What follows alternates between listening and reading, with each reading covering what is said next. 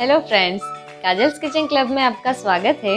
पत्ता गोभी की सब्जी खा खा कर बोर हो गए हो तो एक बार इस तरीके से पत्ता गोभी का नाश्ता ज़रूर बनाइएगा। इसे बनाना बहुत ही आसान है और ये बहुत ही जल्दी और टेस्टी बनता है। तो बहुत ज़्यादा टाइम नहीं लेते हुए जल्दी से इसे बनाना स्टार्ट करते हैं। और मेरा ये वीडियो आपको पसंद आया हो तो इसे लाइक ज़रूर कीजिएगा और ज़्यादा से ज़्यादा अपने फ्रेंड्स और फैमिली के साथ इस वीडियो को शेयर ज़रूर कीजिएगा। पत्ता गोभी का एक नया नाश्ता बनाने के लिए यहाँ पर मैंने एक मीडियम साइज़ की पत्ता गोभी को कद्दूकस कर लिया है। तो आप चाहो तो इसे हाथ से भी छोटी छोटी स्लाइस में कट कर सकते हो। तो अब हम क्या करेंगे, इसके अंदर थोड़ा सा नमक डाल देंगे क्योंकि पत्ता गोभी में बहुत सारा पानी होता है तो उसे निकालना बहुत ही ज़रूरी है। तो उस वजह से मैंने इसके अंदर नमक डाला है और इसे हम अच्छे से पत्ता गोभी के साथ मिक्स कर लेते हैं। ऐसे करने से क्या होगा कि पानी सारा अच्छे से निकल जाएगा। तो अब हम इसे 5 मिनट के लिए ऐसे ही छोड़ देते हैं। तो 5 मिनट हो चुकी है। तो अब हम इस पत्ता गोभी में से सारा पानी निकाल लेते हैं। तो इसे हम हाथ में इस तरीके से लेकर इसे इस तरीके से स्क्वीज़ कर लेते हैं जिससे सारा पानी इसमें से निकल जाए। हो सके उतना ज़्यादा से ज़्यादा पानी हमें इसमें से निकाल लेना है। आप चाहो तो इसे 2 हाथ से भी इस तरीके से आप देखिए एकदम प्रेस कर लीजिए, तब भी इस आराम से सारा पानी निकल जाएगा। तो इसी तरीके से हम सारी पत्ता गोभी में से पानी निकाल लेते हैं।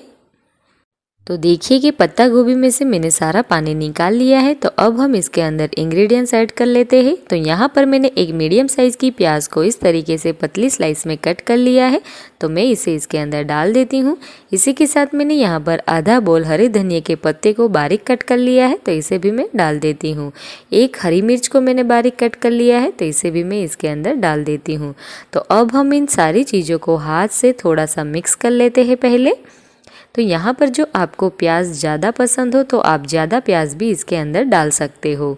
तो मैंने इसे अच्छे से मिक्स कर लिया है, देखिए। तो अब हम इसके अंदर मसाले ऐड कर लेते हैं। तो यहाँ पर मैंने 1 चम्मच साबुत धनिया लिए हैं और इसे मैंने हल्के से कूट लिए हैं। तो इसे मैं डाल देती हूँ। साबुत धनिया का टेस्ट इसमें बहुत ही अच्छा आता है, तो आप ज़रूर डालिएगा। इसी के साथ मैंने यहाँ पर आधी चम्मच काली मिर्च का पाउडर लिया है और यहाँ पर मैंने लहसुन और अदरक का पेस्ट लिया है 1 चम्मच जितना है, तो इसे भी मैं डाल देती हूँ। और यहाँ पर मैंने 1 चम्मच चिली फ्लेक्स लिए हैं।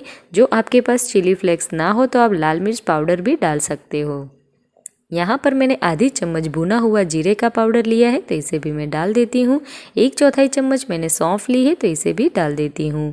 तो अब मैं इसके अंदर आधा से थोड़ा ज़्यादा चम्मच जितना चाट मसाला डाल देती हूँ। इसी के साथ मैं आधी चम्मच जितना हल्दी पाउडर डाल देती हूँ इसमें।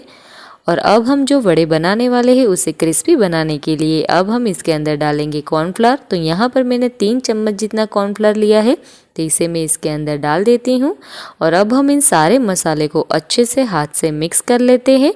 तो यहाँ पर जो आपके पास कॉर्नफ्लावर ना हो तो आप चावल का आटा उसकी जगह पे यूज़ कर सकते हो। और हाँ, जो चावल का आटा भी जो आपके पास ना हो तो आपके घर में जो सूजी हो तो उसे आप मिक्सी में थोड़ा सा पीस लीजिए और उसे इसके अंदर डाल दीजिए। इससे भी वड़े बहुत ही क्रिस्पी बनेंगे। तो देखिए कि मैंने इसे अच्छे से मिक्स कर लिया है। तो अब हम इसके अंदर नमक ऐड करेंगे। नमक आप ध्यान से ऐड कीजिएगा क्योंकि पहले भी हमने पत्ता गोभी में नमक डाला था। तो अब हम इसके अंदर ऐड करेंगे चने का आटा यानी कि बेसन। तो एक साथ सारा बेसन नहीं डाल देना है, जैसे हमें ज़रूरत लगे उस तरीके से हम इसके अंदर बेसन डालते रहेंगे और इसे हम हाथ की मदद से अच्छे से मिक्स कर लेंगे। तो इस तरीके से आपको इसे मिक्स करना है और जैसे ज़रूरत लगे उस हिसाब से हम इसके अंदर बेसन डालते रहेंगे। आपको जो कभी ऐसा लगे कि बेसन ज़्यादा हो चुका है और हमारा जो मसाला है वो ड्राई हो चुका है तो आप इसके अंदर 1 से 1.5 चम्मच जितना पानी डाल दीजिए और वापस से उसे अच्छे से मिक्स कर लीजिए। तो ये थोड़ा सा सॉफ्ट हो जाएगा। तो यहाँ पर हम इसके अंदर बेसन डालते हुए अच्छे से मिक्स करके एक डो जैसा हमें रेडी करना है। तो देखिए कि यहाँ पर मैंने इसका एक डो रेडी कर लिया है और आपको बता देती हूँ कि हमने जो 1 बोल बेसन लिया था वो सारा इसके अंदर यूज़ हो चुका है। तो अब हम इसकी टिक्कियाँ बना लेते हैं। तो यहाँ पर मैंने हाथ को ऑयल से थोड़ा सा ग्रीस कर लिया है और अब हमें जितनी साइज़ की टिक्की बनानी है उतना डो हम हाथ में लेकर उसे टिक्की का शेप दे देते हैं। आप चाहो वो शेप यहाँ पर दे सकते हो। तो इसे हम हाथ से इस तरीके से प्रेस करते हुए टिक्की का शेप दे देते हैं। तो आप एक टिक्की बनाने के बाद आपको ज़्यादा चिपचिपा लगे तो आप दूसरी बार भी हाथ को ऑयल से ग्रीस कर सकते हो, क्योंकि हमने इस डो के अंदर बेसन डाला हुआ है तो वो थोड़ा सा स्टिकी रहेगा इस वजह से। तो इस तरीके से हम सारी टिक्कियाँ इस डो में से बना लेते हैं। मेरी चैनल को अभी तक सब्सक्राइब ना किया हो तो जल्दी से सब्सक्राइब कर दे और उसके सामने वाले बेल आइकन को प्रेस करके ऑल पे क्लिक कर दीजिए, यानी कि मेरी नई रेसिपी की अपडेट आपके मोबाइल में सबसे पहले आ जाए। सब्सक्राइब बटन रेड नहीं है तो ऑलरेडी आपने सब्सक्राइब कर दिया है तो उसे बार बार करने की ज़रूरत नहीं है। तो यहाँ पर हमारी सारी टिक्कियाँ बनकर तैयार है। तो अब हम इसे फ्राई कर लेते हैं। तो फ्राई करने के लिए गैस के ऊपर एक कढ़ाई में मैंने तेल रख दिया है और तेल हमारा ऑलरेडी गर्म हो चुका है। तो बहुत ज़्यादा तेल को गर्म नहीं करना है। और यहाँ पर जो हमने टिक्कियाँ रेडी की है उसे हम इसके अंदर फ्राई करने के लिए डाल देते हैं। जैसे ही आप टिक्कियाँ तेल के अंदर डालो और गैस को आप लो कर दीजिएगा, क्योंकि बहुत ही हाई फ्लेम पे आप टिक्कियाँ को फ्राई करोगे तो वो ऊपर से जल जाएगी और अंदर वैसे की वैसी कच्ची रहेगी। तो इस बात का आप ध्यान रखें। जितनी टिक्कियाँ हमारी पहले बार में आती है उतनी टिक्कियाँ डाल के हम इसे फ्राई कर लेते हैं।